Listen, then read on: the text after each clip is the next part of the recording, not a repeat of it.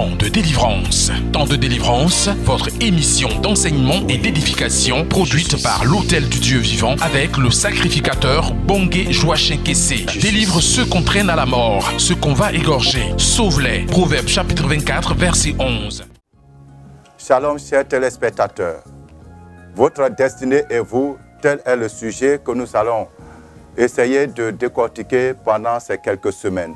Votre destinée et vous. Ésaïe chapitre 40, le verset 27. Pourquoi dis-tu Jacob? Pourquoi dis-tu Israël? Ma destinée est cachée devant l'Éternel. Mon droit passe inaperçu devant mon Dieu. Amen. La destinée est une question qui est sur toutes les lèvres aujourd'hui, tant chez les chrétiens que chez ceux qui ne le sont pas. Parce que chacun a commencé à prendre conscience qu'il est né pour accomplir un objectif, pour accomplir un but. Effectivement, chacun de nous doit être convaincu en lui-même qu'il n'est pas venu dans ce monde comme un décor.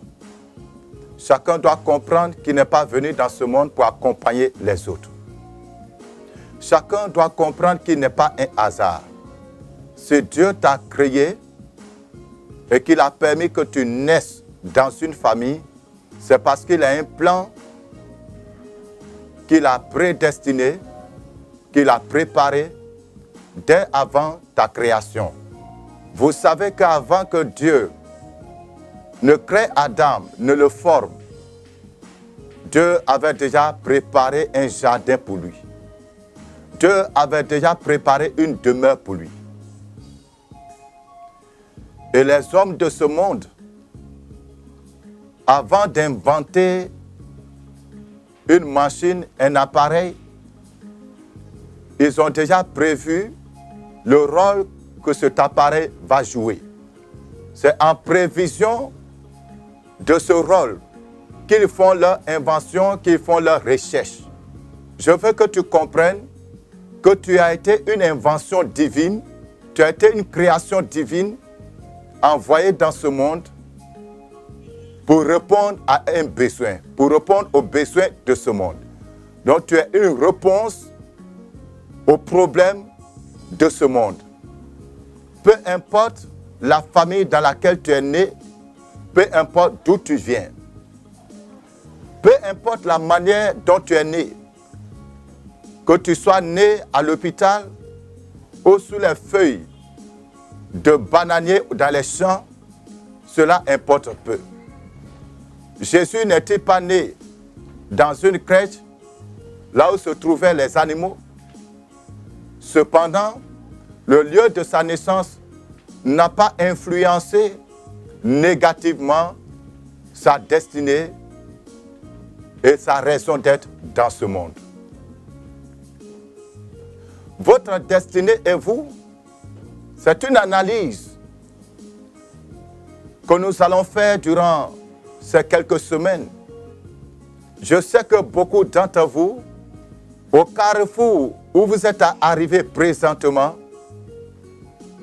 regardant votre situation, regardant votre vie, vous vous posez la même question que les enfants d'Israël se sont posés.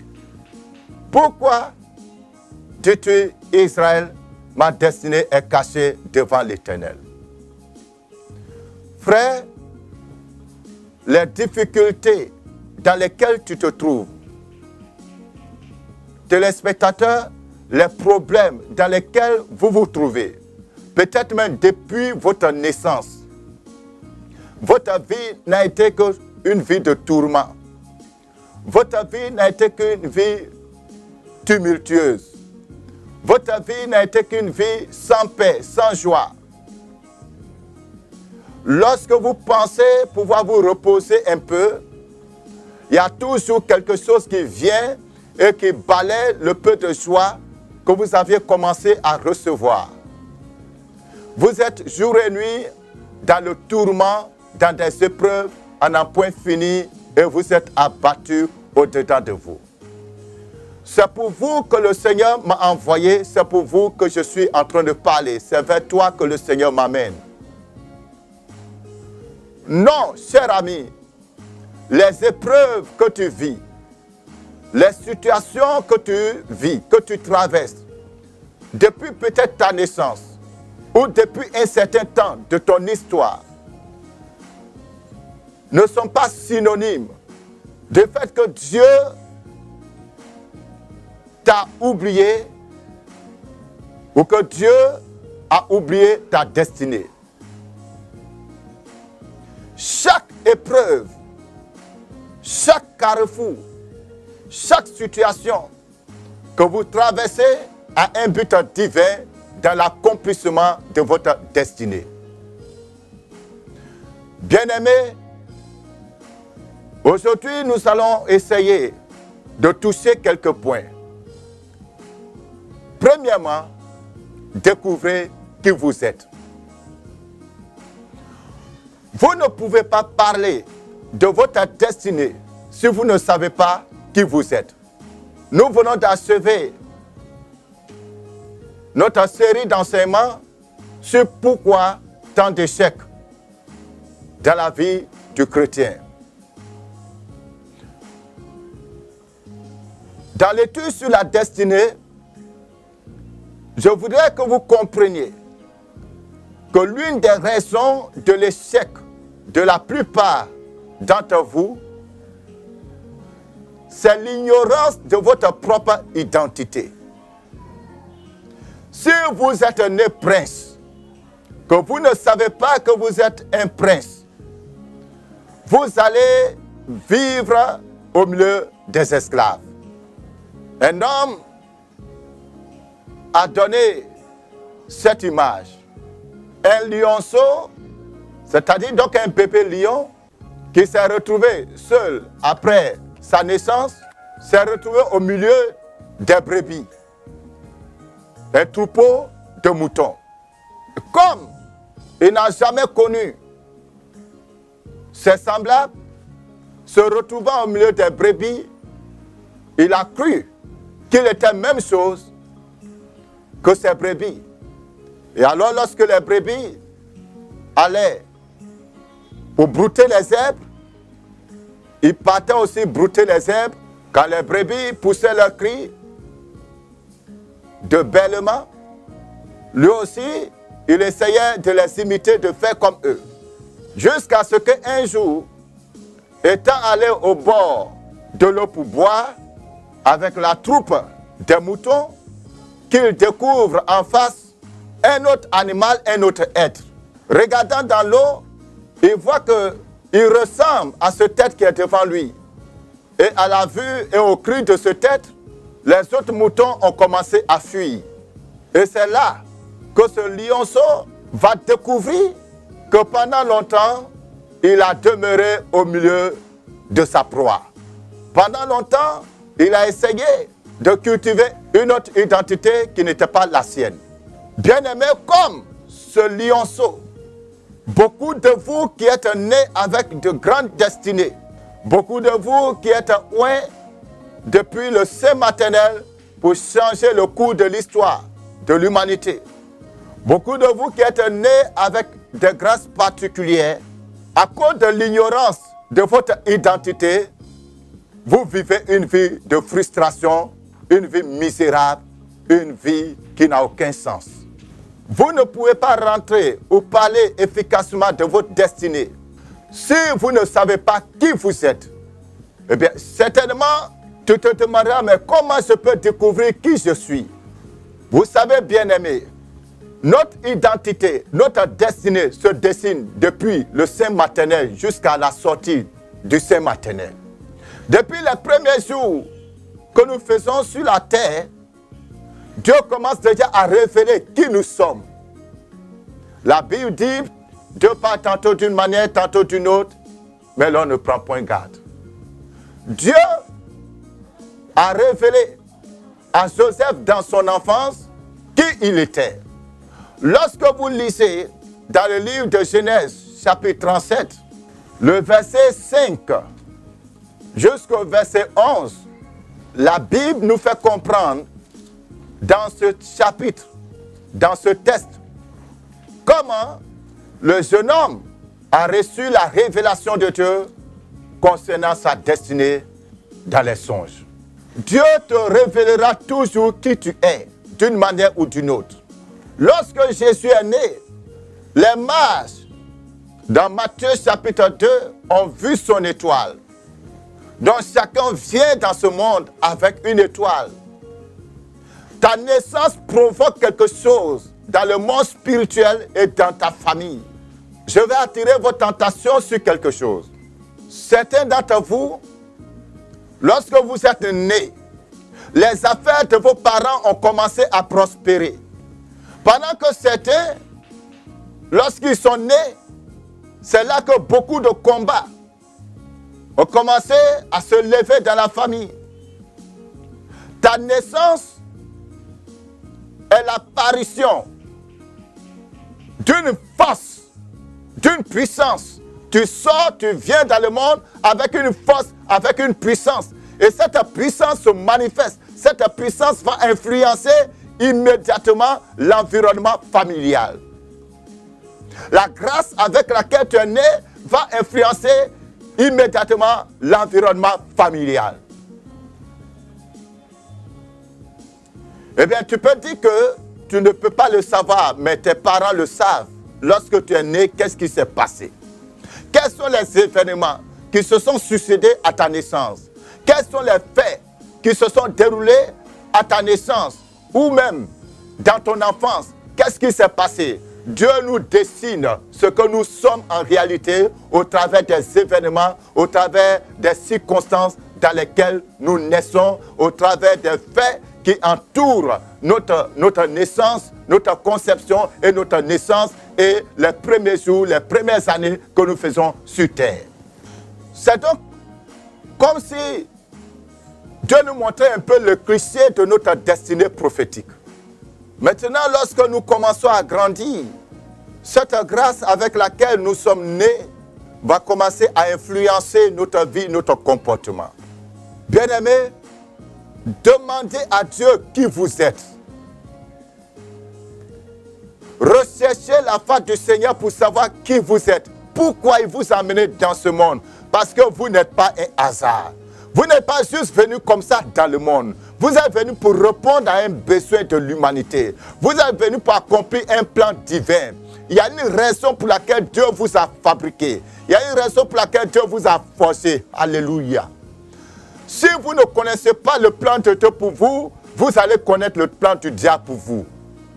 Et si vous n'accomplissez pas le plan de Dieu pour vous, vous allez accomplir le plan du diable dans votre vie. Parce que de la même manière qu'il y a un plan divin pour votre vie, il y a une destinée divine pour votre vie, il y a une destinée satanique, il y a une destinée démoniaque.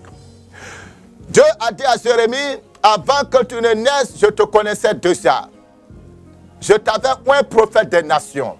Donc ce que nous sommes aujourd'hui, ou ce que nous réalisons aujourd'hui, les positions que nous occupons aujourd'hui, sont des choses qui ont été prévues, sont des choses qui ont été préparées, sont des choses qui ont été prédestinées. Ça a été programmé par Dieu depuis que nous sommes dans le sein maternel, que Dieu a commencé à prévoir, à préparer ces choses. Lorsque Dieu s'est décidé de t'amener dans ce monde, Dieu a déjà projeté, il a déjà prévu, il a déjà programmé ce que tu dois réaliser. Mais en même temps que Dieu a son projet, je le répète, Satan aussi a son projet. C'est pour cela qu'il y a une différence entre la destinée prophétique et le destin. Le destin est fixe, le destin est figé. Tu ne peux rien faire pour éviter le destin. Mais la destinée est participative. Tu dois faire quelque chose, tu dois te lever, tu dois rentrer dans la vision de Dieu pour pouvoir réaliser ta destinée. Au bout de plusieurs combats, de plusieurs luttes, que tu arrives à accomplir ta destinée. Bien-aimé, si vous ne savez pas qui vous êtes, jusqu'à présent, peut-être que tu as déjà 30 ans, tu as déjà 40 ans, mais jusqu'à présent, tu ne sais pas qui tu es. Il n'est pas encore tard. Commence à invoquer ton Dieu. Commence à chercher l'Éternel. Enferme-toi dans la maison. Reste dans la maison avec le Seigneur, interroge Dieu, parle avec Dieu et sa lumière va éclairer ton intelligence afin que tu discernes quelle est la volonté de Dieu à ton égard. Maintenant, bien-aimés, lorsque vous discernez qui vous êtes, lorsque vous avez réalisé qui vous êtes, vous avez réalisé votre identité, vous avez réalisé pourquoi vous êtes là, vous avez réalisé ce qui est en vous. La découverte que vous faites de votre personne entraîne automatiquement un combat spirituel. La gestion que vous allez faire de la connaissance que vous avez de vous-même, de la révélation que Dieu vous a accordée par rapport à votre propre vie, la gestion de cette révélation, de cette connaissance, la gestion de votre identité engage un combat spirituel. Ce que vous êtes provoque la colère de l'ennemi. Ce que vous êtes provoque la jalousie du diable. Ce que vous êtes provoque la haine de l'ennemi, la haine des puissants des ténèbres. Ce que vous êtes ouvre un champ de bataille. C'est pour cela, sachez ceci, les premiers ennemis de votre destinée prophétique sont les gens de votre famille. Les premiers ennemis de votre avenir prophétique, les premiers ennemis de ce que Dieu a programmé pour vous sont les gens de votre famille. Comme je l'ai dit, de la même manière qu'il y a une destinée prophétique divine, de cette même manière, il y a une destinée prophétique démoniaque. Écoutez-moi très bien, frères. Nos familles sont élevées, sont bâties, se sont développées sur des fondements, sur des idoles. Et les démons incarnés dans ces fondements, les démons incarnés dans ces idoles, les démons incarnés dans ces autels, sont là pour accomplir le dessein de Satan dans la famille. Donc depuis le sein maternel, lorsqu'il voit dans le spirituel ce que Dieu a placé en vous, le combat commence depuis le sein maternel. C'est pour cela, certaines femmes sur certaines grossesses ont beaucoup de problèmes. Il y a beaucoup de combats sur la grossesse. Il y a beaucoup de luttes sur la grossesse. Parce que depuis le sein maternel, Satan a déjà vu au travers des esprits familiers la grâce que Dieu a déposée en vous et Satan veut arracher cette grâce, Satan veut arracher le trésor que Dieu vous a donné. Et quand vous venez au monde, malgré tout, si vous n'avez pas été avorté, vous n'avez pas été un avorton, que vous venez dans le monde avec cette grâce, avec cette bénédiction, avec cette onction, les forteresses de la famille, les esprits familiers issus des fondements, des autels de la famille, vont commencer à réveiller l'esprit de la sorcellerie contre vous. Ils vont exciter la sorcellerie contre vous. Les gens vont commencer à devenir jaloux de vous, dans votre propre famille. Les gens vont commencer à vous haïr, sans raison valable, sans cause. Ils vont vous haïr. Vous ne savez pas, pour un oui ou un non, vous serez haïs. Les jalousies inutiles vont se manifester contre vous. Les méchancetés gratuites vont se manifester contre vous. Parce que le démon, l'idole de la famille, la principauté satanique familiale a découvert qui vous êtes. Ne vous étonnez pas, bien-aimés, des différents combats dans lesquels vous êtes. Ces combats sont là depuis la famille, parce que la puissance familiale a découvert qui vous êtes. Lorsque le jeune Joseph a dit à ses parents ce que Dieu lui a révélé, vous vous rappelez, cela a provoqué une colère de ses frères, une colère, une rage au niveau de ses frères.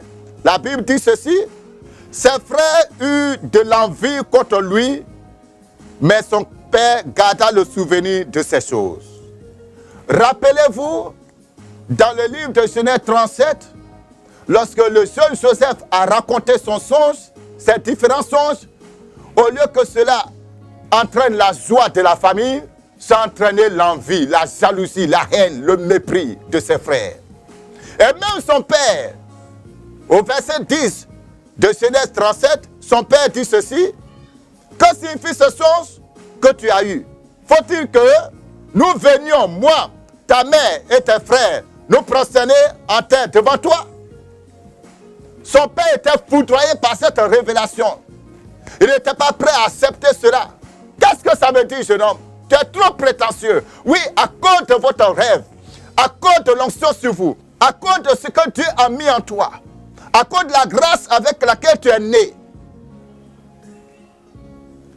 Les gens de ta famille vont trouver que tu exagères, que tu en fais trop. Tout ce que tu vas dire, les gens vont trouver que tu déranges, tu gênes. Tu veux te faire voir. Alors que c'est parce que Dieu a mis quelque chose en toi. Et c'est ce que Dieu a mis en toi qui les dérange. C'est pas ce que tu dis, mais c'est ce que tu es qui dérange le diable. C'est pas ce que tu dis, mais c'est ce que Dieu a mis en toi qui dérange le diable, qui dérange tes frères, qui dérange tes soeurs, qui dérange ton père et ta mère. Parce que ceux-là sont animés par l'idole de la famille. Et la méchanceté de la famille se lève contre toi pour détruire cette destinée. Parce que ce démon se dit, jamais personne de la famille n'a dépassé ce cap. Jamais personne de la famille n'a atteint le sommet. Ce n'est pas toi, cet enfant, qui va venir et qui va atteindre le sommet. Ton arrière-grand-père est mort pauvre. L'arrière-grand-père est mort pauvre. Ton père est pauvre. Il va mourir pauvre. Il est déjà même mort pauvre. Toi, tu vas également mourir pauvre. Tu ne peux pas faire autrement. Tu ne peux pas devenir autre chose que ce que les autres ont été déjà. Mais non. Quand Satan voit ce que Dieu a mis en toi, Satan excite le cœur des gens contre toi. Donc ne t'étonne pas si ton frère ne t'aime pas. Ne t'étonne pas si ta soeur ne t'aime pas. Ne t'étonne pas même si même ta mère t'en veut. Ce n'est pas de leur faute. Jésus a dit à Dieu, pardonne-leur car ils ne savent ce qu'ils font. Ce n'est pas eux qui te combattent. C'est l'idole de la famille qui te combat. Cette idole qui a déjà cultivé en eux une certaine nature. La nature de misère, la nature de pauvreté, la nature de stagnation. Cette idole, voyant que toi tu es né, tu vas amener la différence, tu vas faire la différence de la famille. Cette idole inspire la jalousie contre toi. C'est pour cela, bien-aimés, en ce qui concerne la destinée prophétique, vous avez besoin de mener la bataille. Je le répète, bien-aimés, votre destinée provoque une guerre spirituelle. Et cette guerre commence déjà dans votre famille. Dans Michée chapitre 7, le verset 5 et 6. Ne crois pas à un ami, ne te fie pas à un intime. Devant celle qui repose sur ton sein, garde les portes de ta bouche. Car le fils outrage le père, et la fille se soulève contre sa mère. La belle-fille contre sa belle-mère. Chacun a pour ennemi les gens de sa maison. Alléluia. Les combats qui sont dans ta vie aujourd'hui proviennent de la maison familiale. Le combat le plus difficile dans la vie, ce n'est pas le combat que tu croises dehors. Les difficultés les plus terribles dans la vie, ce ne sont pas les difficultés que tu croises dehors. C'est le combat qui est à l'intérieur, le combat qui est dans la maison, le combat du sang. Si vous n'avez pas réussi à vaincre la bataille du sang, le combat du sang, le combat de la lignée familiale, le combat de la maison familiale, si vous n'avez pas vaincu ce combat, si vous ne sortez pas victorieux de ce combat, votre destinée restera dans la mort.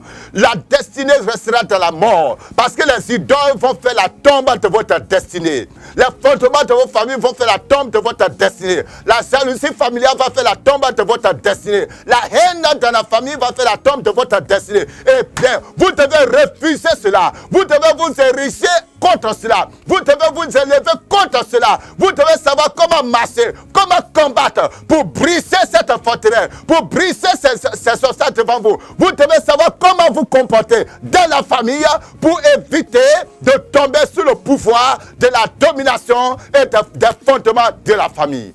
C'est pour cela que Michée dit, à la fin du verset 5, devant celle qui repose sur ton sein, garde les portes de ta bouche.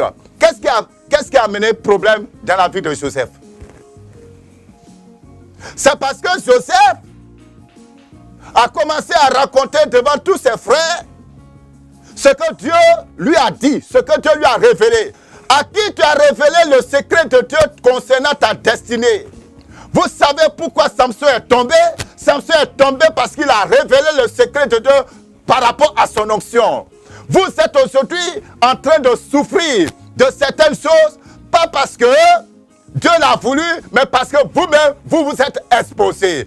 Ta bouche t'a exposé. Le fait de ne pas savoir comment garder le secret de Dieu, ça t'a exposé. Ça t'a livré à tes ennemis. Les démons de la famille, les gens de ta famille, ces yeux qui te regardent, ces oreilles qui t'écoutent. Penses-tu que tous ceux qui t'écoutent pour ton bonheur? Crois-tu que les gens qui t'écoutent, qui te regardent pour ton bonheur, t'écoutent pour ton bonheur? Si même dans l'église aujourd'hui, dans le corps de Christ, nous-mêmes qui sommes chrétiens, on dit Saint-Esprit en nous, la jalousie est dans les cœurs des chrétiens. La jalousie est dans les cœurs des pasteurs. À plus forte raison, quelqu'un qui n'est pas né de nouveau, quelqu'un qui n'est pas affranchi. Oui, c'est ton frère de sang, c'est ta soeur de sang, mais n'oublie pas que tant qu'il n'est pas affranchi, l'esprit qui est en lui est un ennemi pour toi. Beaucoup d'hommes de Dieu aujourd'hui, beaucoup de chrétiens sont dans des difficultés parce que leur révélation secrète que Dieu leur a donnée concernant leur ministère, concernant leur vision, concernant ce que Dieu veut faire avec eux, ils ont exposé cela. Et cela a attiré la haine, la jalousie. On dit, la seule que nous on sait depuis là, donc c'est toi que Dieu a choisi. Quelle chose que nous on sait depuis, donc tu veux nous dire que c'est toi que Dieu a choisi parmi tous ça, toi comme ça, c'est toi Dieu va utiliser. C'est pas toi Dieu va faire ces choses. Nous-mêmes qui sommes là depuis longtemps, Dieu ne nous a pas utilisés. Rappelez-vous du cas du jeune David. Lorsque David est allé sur le champ de bataille, dans 1 Samuel chapitre 17, qu'est-ce qui s'est passé là-bas? Ce sont ses frères. Ses frères ont commencé à le médire. Ses frères ont commencé à le critiquer, à le mépriser. Toi, tes garçons, tu es encore venu ici pour te faire voir. Toi, un gamin comme ça, va au champ. Tu es venu faire quoi ici? On t'a envoyé pour donner la nourriture, dépose la nourriture, retourne. Quelque chose que nous, qui sommes des soldats entraînés, on n'a pas pu faire, c'est toi un petit gamin comme ça qui va te lever pour faire quoi? Les propres frères de David le décourageaient. Les propres frères de David essayaient de détruire son moral, de briser son moral, de détruire sa foi. Bien aimé, il ne faut pas compter sur les gens de ta famille pour devenir quelque chose. Quand tu as une vraie étoile, quand tu as une vraie destinée, quand Dieu veut faire quelque chose de grand avec toi, sache-le, sache-le, sache-le. Les premiers adversaires que tu dois affronter, les premiers démons que tu dois affronter sont les adversaires, les démons qui proviennent de ton père, de ta mère, de ton frère, de ta soeur. Jusqu'à ce que Dieu les transforme, jusqu'à ce que Dieu change leur mentalité, jusqu'à ce que Dieu les convainc, jusqu'à ce que Dieu les agenouille devant toi. Jésus savait cela. C'est pour cela que quand sa mère et ses frères sont venus, ils ont commencé à vouloir déranger les gens pour forcément le voir. Il a dit, mais qui sont mes frères? Qui sont mes soeurs? Qui est ma mère? Ce sont ceux-là qui font la volonté de mon Père. Jésus savait. Il a mis une limite dans les relations entre lui et ses parents. Il ne voulait pas que ses parents interfèrent dans son appel, interfèrent dans sa destinée. Bien-aimés, vous êtes aujourd'hui couverts par un parapluie démoniaque qui vient de votre famille. Vous souhaitez réagir à cette émission? Voici nos contacts. 02 18 28 18 08 48 56 58. Temps de délivrance vous a été présenté par l'Hôtel du Dieu Vivant, situé à Yopougon-Toit-Rouge, face à la Poste. Paix et vie.